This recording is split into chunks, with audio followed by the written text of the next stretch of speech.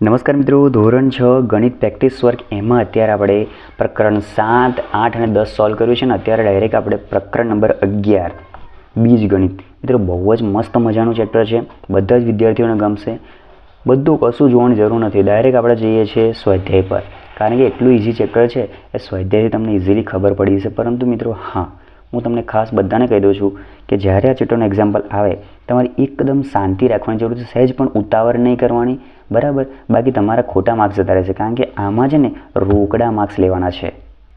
બાકી બધા ચેપ્ટરના લિંક નીચે ડિસ્ક્રિપ્શનમાં આપેલી છે, બરાબર. સ્વાધ્યાય 11.1 પહેલો પ્રશ્ન કીધું છે, મૂળાક્ષર વી બનાવવા માટે કેટલી દિવાસળી જોઈશે, બરાબર.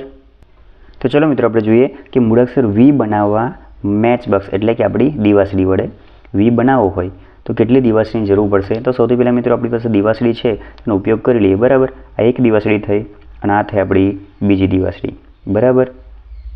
મજા નથી આવતી ને વી બનાવવાની, તો જો બની ગઈ વી. 1 અને 2 દિવાસળીની જરૂર પડે, તો અહીંયા લખીએ કે બી બનાવવા માટે 2 દિવાસળીની જરૂર પડશે. નિયમ હવે જો મિત્રો 1 અને 2 દિવાસળી વપરાય છે તો 2 લખવાના અને બાજુમાં લખવાનો n એટલે હું તો કે n એટલે માગેલ અક્ષરની સંખ્યા. સમજો કે તમને 5 વખત વી બનાવવાનો કીધો, તો અહીંયા તમારે 5 મૂકી દેવાના અને 2 વડે ગુણાકાર કરી લેવાનો, એટલે 5 દુ 10 વપરાય, બરાબર. એ રીતે એનો નિયમ છે.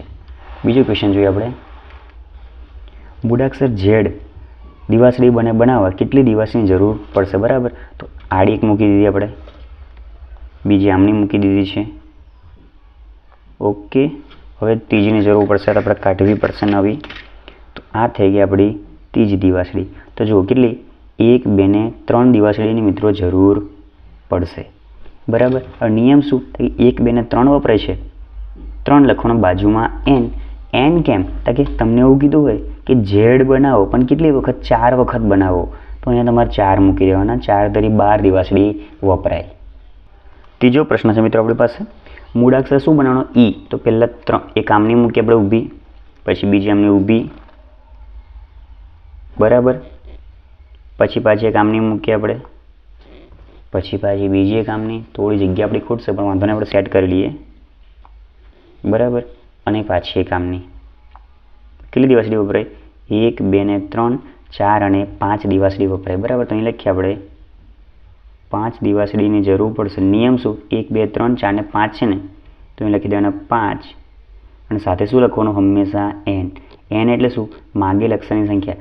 આવા 10 અક્ષર માગેલા હોય તો અહીંયા 10 લખવાના, 5 વડે ગુણાકાર કરી લેવાનો, એટલે જવાબ 5, 10, 50 આપણને દિવાસળી જોઈએ. ખબર પડી કે ને. ચોથો ક્વેશ્ચન, મૂળાક્ષર એની મિત્રો એ બનાવવામાં તમે ભૂલ ના કરશો. એ તમને આવો માગ્યો તો આવો બનાવવાનો, આવો નહીં માગ્યો હોય, બરાબર. આવો માગે તો ઓછી દિવાસળી વપરાય. જો આજે આપણે એ બનાવીએ છીએ એ ખોટી રીત છે આપણી, બરાબર. જો આમાં કેટલી દિવાસળી વપરાય, તો 1, 2, 3, 4 અને 5 જ વપરાય.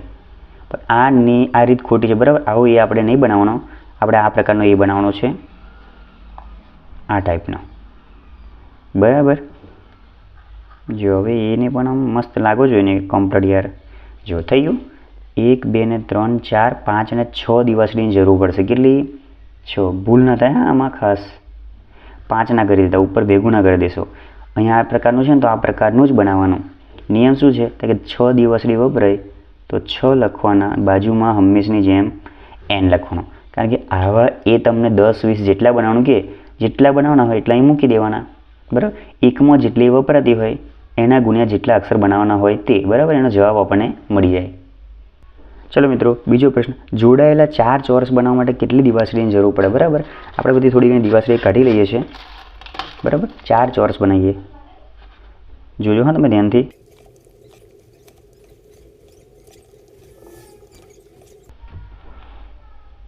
જો મિત્રો 1, 2, 3 ને 4 ચોરસ બની ગયા છે. દિવાસળી કેટલી વપરાય, 1, 2, 3, 4, 5, 6, 7, 8, 9, 10, 11, 12 ને 13 દિવાસળી આપણી પાસે વપરાય છે, બરાબર. તો આને આપણે પેનથી ડ્રો કરીને તમને સમજાવું કે કેવી રીતે એનો નિયમ આપણે લખવાનો, બરાબર. તો જો મિત્રો આપણે આ છે એક દિવાસળી, ધ્યાનથી વિચારજો, બરાબર. એક દિવાસળી. હવે ચોરસ પૂર્ણ કરવા માટે આપણે શું કરવું પડશે, તો કે જો 1, 2 અને 3 દિવાસળી લગાવીએ એટલે એક ચોરસ બની ગયું.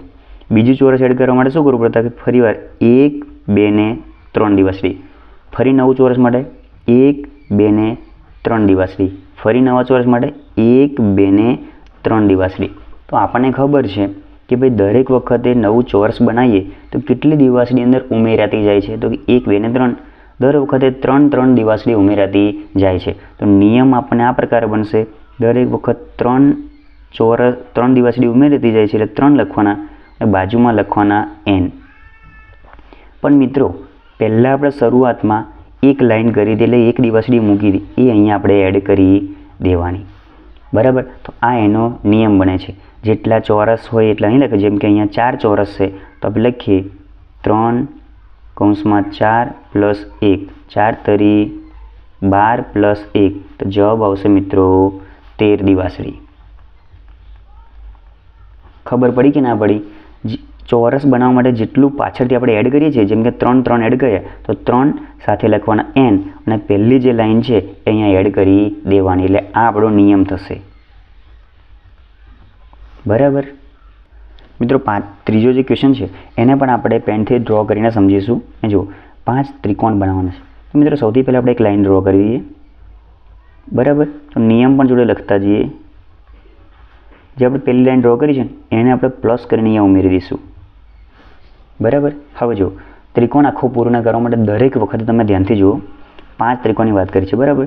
તો આપણે 1 અને 2 દિવાસળી એડ કરી અને ત્રિકોણ બની ગયો. ફરીવાર 1 અને 2 દિવાસળી, 1 અને 2 ત્રિકોણ થયા. ફરીવાર 1 અને 1 અને 2 દિવાસળી, પછી ત્રીજો ત્રિકોણ. ફરીવાર 1 અને 2 દિવાસળી, 4 ત્રિકોણ થયા. ફરીવાર 1 અને 2 દિવાસળી. મતલબ દરેક વખતે આપણે 2 દિવાસળી એડ કરતા જઈએ અને એક ત્રિકોણ આપણો બની જાય છે. તો નિયમમાં લખવાનું 2 સાથે લખવાનું n અને પહેલી જે લાઈન છે એને આપણે અહીંયા લખી દેવાની. બરાબર?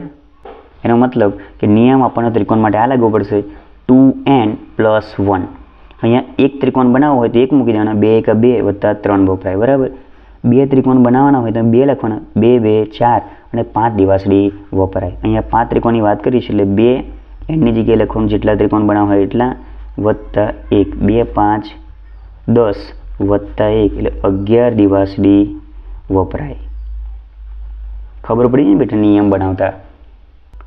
ચલો મિત્રો, સમબાજુ ત્રિકોણની પરિમિતિ લંબાઈ L, એટલે એક બાજુની લંબાઈ. આની લંબાઈ સમજો કે L છે અને સમબાજુ એટલે બધી બાજુ મિત્રો સરખી હોય, માત્ર બધી જગ્યાએ લંબાઈ કેટલી હોય? L હોય.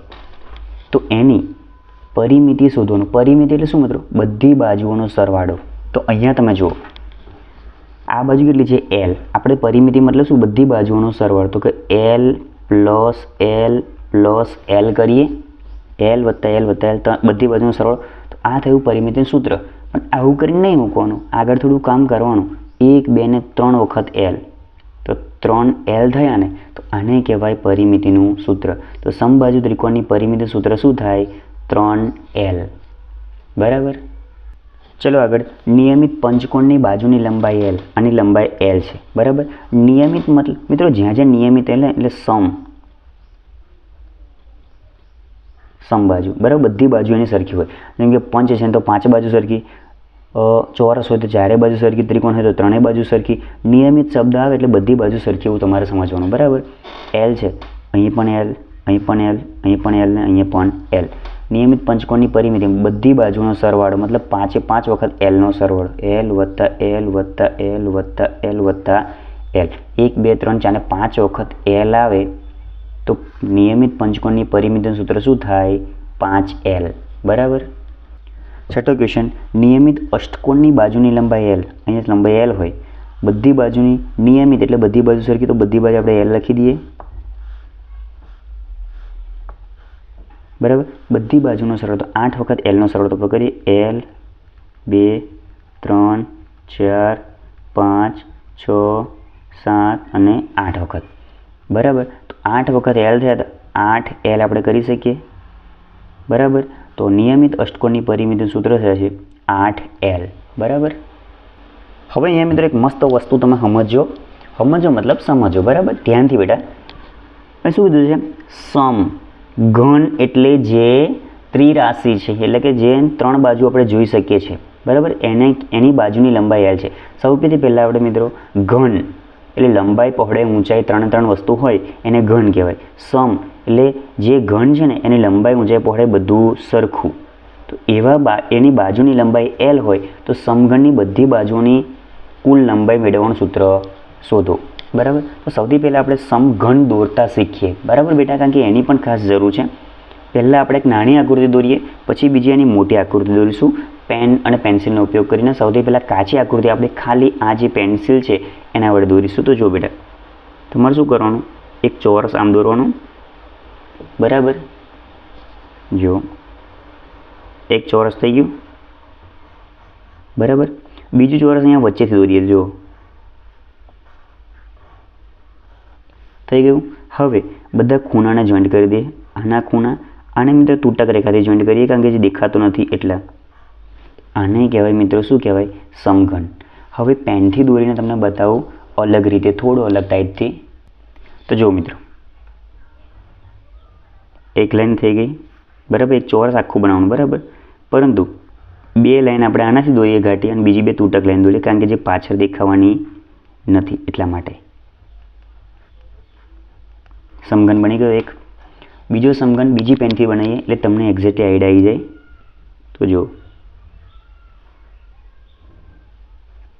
બરાબર. હવે આની તો ચારે ચાર બાજુ આપણે આનાથી દોરી દેવાની ઘાટી પેનથી, કારણ કે બધું આપણા બાજુ છે એટલા માટે. બરાબર. હવે પેન્સિલનો ઉપયોગ કરીએ. તો જો આ બે લાઈન ઘાટી, ત્રણ લાઈન ઘાટી, અને ચોથી લાઈન મિત્રો આછી દોરવાની તૂટક રેખા. તો તમે જોઈ શકો છો ટોટલ બાજુઓ કેટલી થઈ.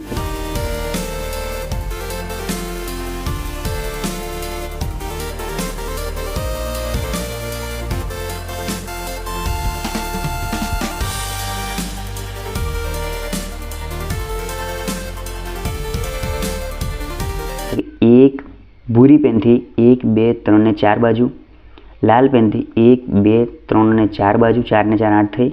બીજું પેન્સિલ વડે 1 2 3 અને 4 બાજુ થઈ.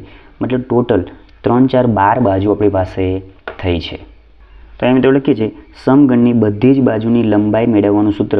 તો શું થશે, ટોટલ બાજુ કેટલી છે, કે ભૂરી પેન વડે 1 2 3 4, લાલ પેન વડે 1 2 3 4, 4 ને 4 8 થઈ. પેન્સિલ વડે 1 2 3 ને 4, ટોટલ 12 થઈ. તો 12, એક બાજુની લંબાઈ L છે, બધી બાજુની લંબાઈ L થાય. બરાબર. તો 12L એ આપણું સમઘનની બધી બાજુની લંબાઈ મેળવવાનું સૂત્ર છે. બરાબર મિત્રો. તો તમને એ વિડીયોમાં કેવી ખબર પડી કે ના પડી ચોક્કસથી કમેન્ટ કરીને જણાવજો. અને નેક્સ્ટ તમને કયા ચેપ્ટરના વિડીયો જોઈએ એ પણ મિત્રો કમેન્ટ કરીને જણાવજો. બરાબર. ત્યાં સુધી ટાટા, બાય બાય.